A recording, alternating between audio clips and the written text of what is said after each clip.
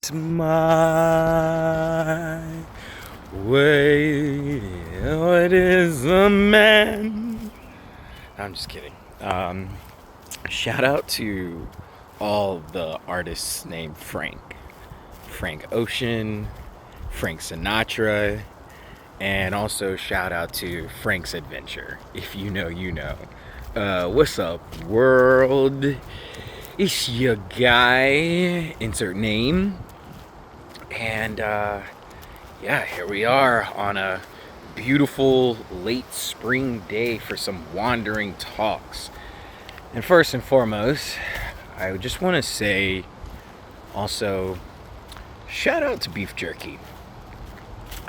Like, I know that meat is considered like a necessity in America, but pretty much everywhere else in the world almost it's some form of like luxury, because not all the people can afford meat, because guess what, not all countries have just like imported meats from everywhere like we do here in the States. But you know, this is a chance to talk about culture and their anthropology, as well as some other things. And I like to think there's certain things whenever I travel to a new destination, whether it's local or far away abroad, that I seek out actively. One of those things, or the list would be, I want to see how y'all dress, not just like the fashionistas, but like the everyday people. So I usually check out a Goodwill or two, or the equivalent. I love to see how other places traverse. Is it by car? Am I just taking an Uber everywhere? Or is it trains? Or is it canals or bikes or whatever the case may be? Love seeing the public transit. Another thing, nightlife. How do y'all celebrate? How do you get down? What is the norm for hanging out on like a weeknight or a weekday? What does that consist of? Ask me about spending 12 hours in a Berlin club. I'll tell you all about it. And then another thing which sits very high on the list is food.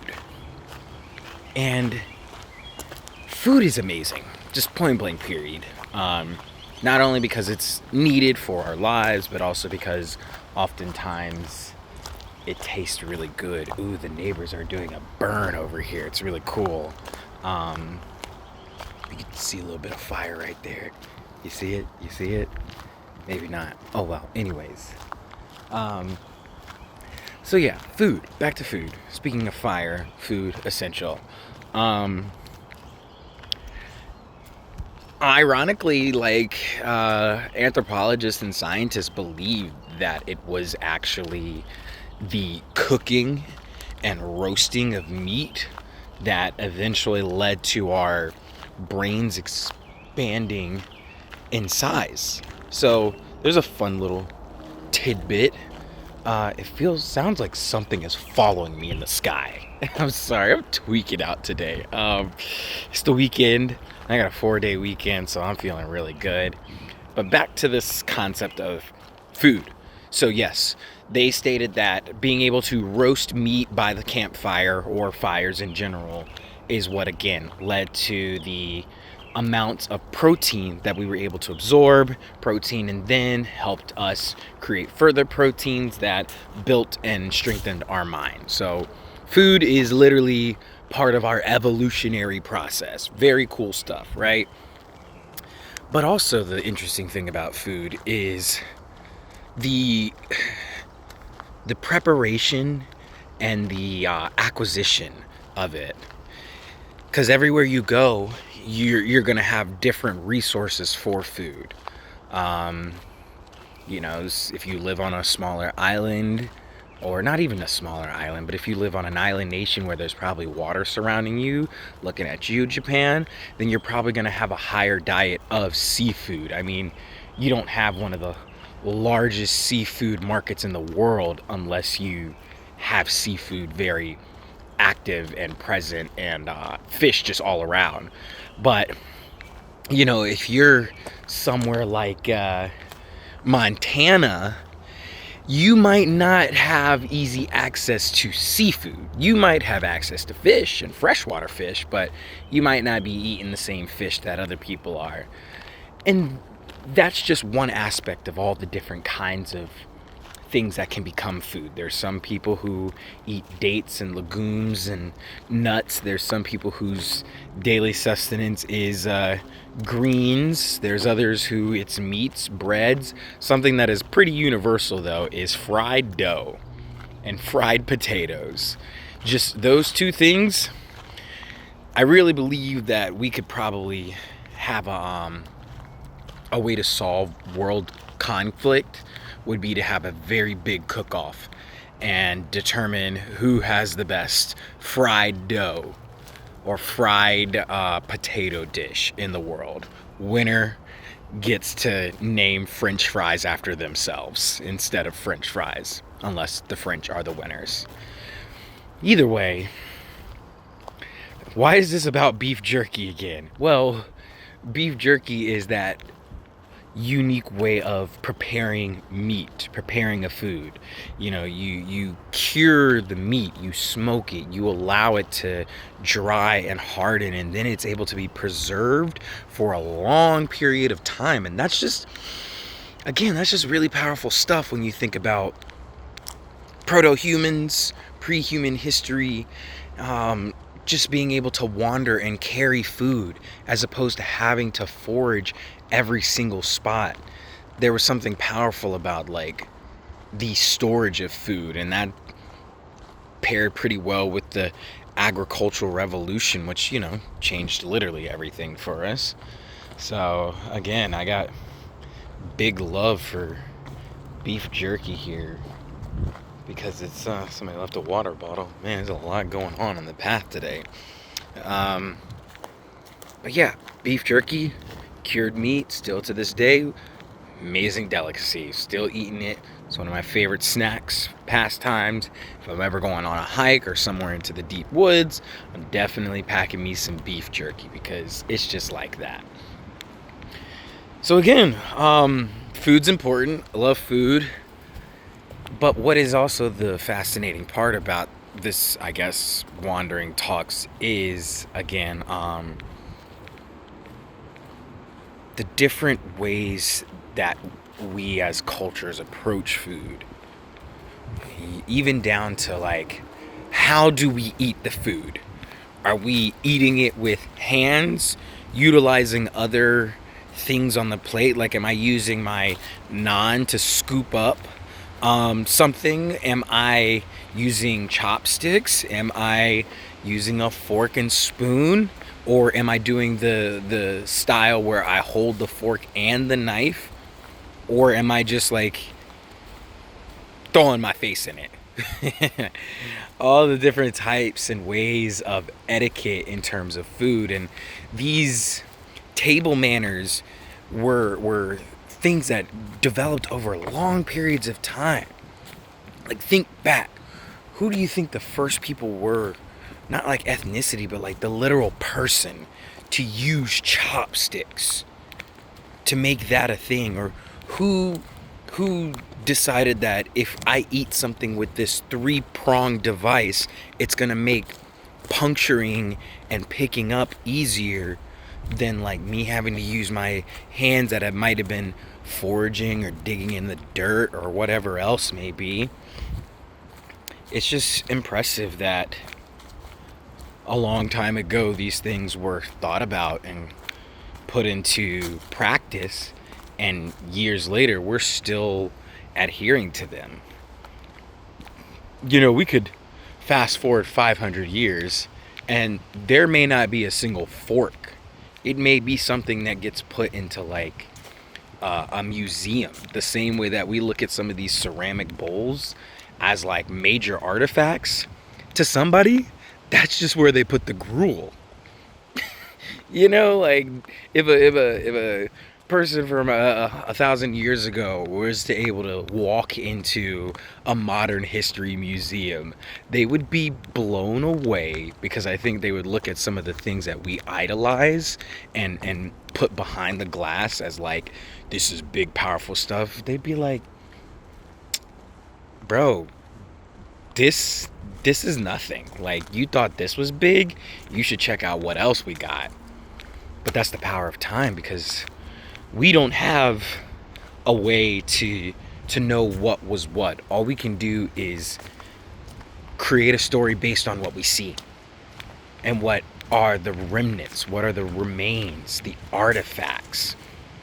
I think that's why Jurassic Park was such a formative experience for me, reading it but also watching it as a kid, because it was learning about a world that existed long before our world. And on that world, things were so different. And we are trying to like learn and figure out that world through the leftover pieces.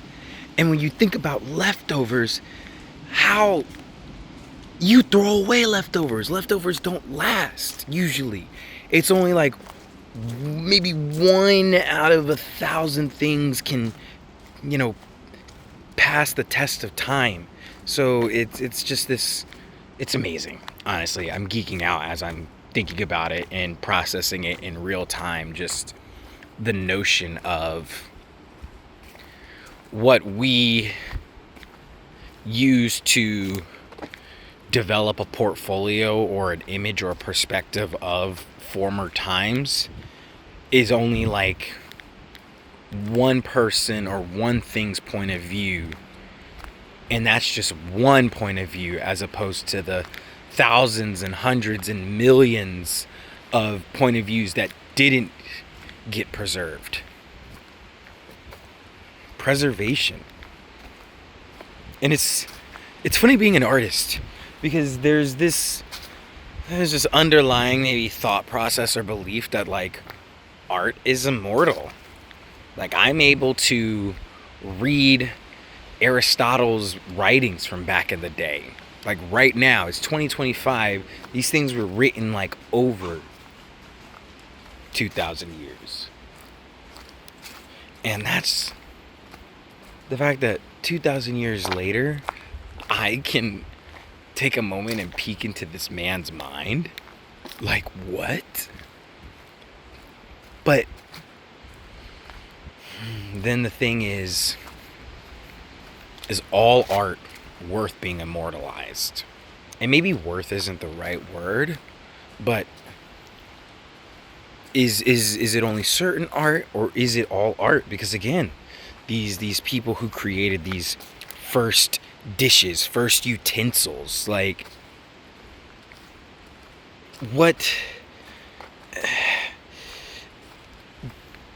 They weren't the best, They were just things. They were just things that people used to like function, not necessarily to like, oh, I'm creating this so it can be preserved. I'm creating this so it can be examined and viewed or studied or thought about. It's like, no. Artifacts used to just be essential tools. That's where pottery came from. Now we see pottery as this like art form and something that is like a hobby or a side project, when in reality, like, pottery was the only way that you were gonna get a bowl of soup. If there wasn't a I don't know what you call a potter, a potterer, I don't know, whatever you call them, if they wouldn't have done that, you wouldn't have had it. And again, they weren't creating these things with the intent of making them spectacles, making them be viewed and examined and tapping into the emotions. It was a piece of function. That doesn't make sense. It was a functional piece. It was a necessity. It was required for their daily living. Which brings us to modern art. I don't know how we went from beef jerky to modern art, but here we are. And I want to think a little bit more about how oftentimes art is, especially in today's viral, digital 15 minutes of fame. It's not even 15 minutes anymore. It's like 15 seconds of fame.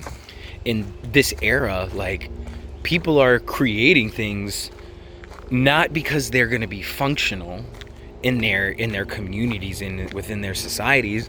They're creating things because they want eyes on it. They want attention. They want people to recognize that I am good at this thing. Notice me. And I mean, even I'm, fall into that at times too, because there's certain things where I'm like, I do want people to hear this. I do want people to acknowledge it, but I often try to have some functional approach to my art.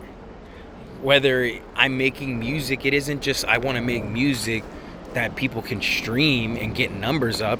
It's I want to make music that gets people to dance. I got a big poem and a poetry project working with a major park in my area, and I didn't create this poem so that like people would know my name. I created this poem so people could feel welcomed into the park, having an introduction into the space that they're about to explore and experience. It was also a means of like wayfinding. So trying to let your art have a tangible function, as opposed to literally just being something that can be viewed on the screen. And I'm not saying that being viewed on the screen is bad, but you gotta know why you're creating things if you're gonna create things.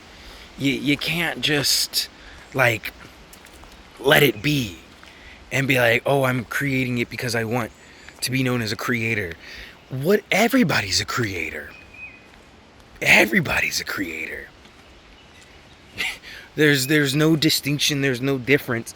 Not everybody may be an artist or consider themselves an artist, but everybody has the means and the ability to create something. Whether it's as simple as a poem with 5 words, or it could be as grand as Michelangelo doing a Sistine Chapel. Everybody's a creator. Even the humans from back in the day were creators, and they were way more creative than we are today. Because again, their creativity was linked to their life. It was linked to their it was linked to their everyday.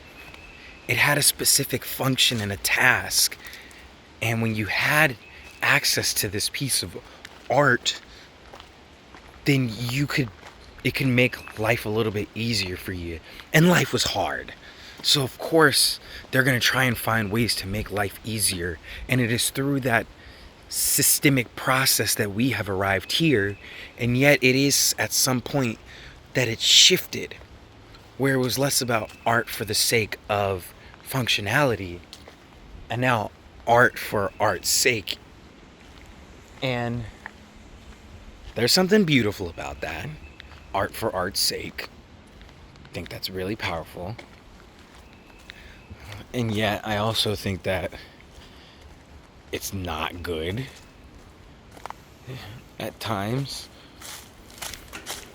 because, like, once again, is this being created arts for art's sake, or is this art for clout's sake? Is this art for recognition? Is this art to cover something up? These are the questions that I don't have the answers to. But what I do know is, once again, there's something powerful about being able to create something that is both functional and preserving. Because it's those things that when we look ahead 1,000 years, 10,000 years, the planet will still be here, and the remnants of our society will be few and far between. We still got pyramids, and them things is old. Okay? Older than we can even fathom. And they're still here. And it is thanks to all the hands that had a part in the creation process. And maybe there was a specific function for even something as grand as that, and we may not know it. Because guess what we have to do? We have to guess and speculate.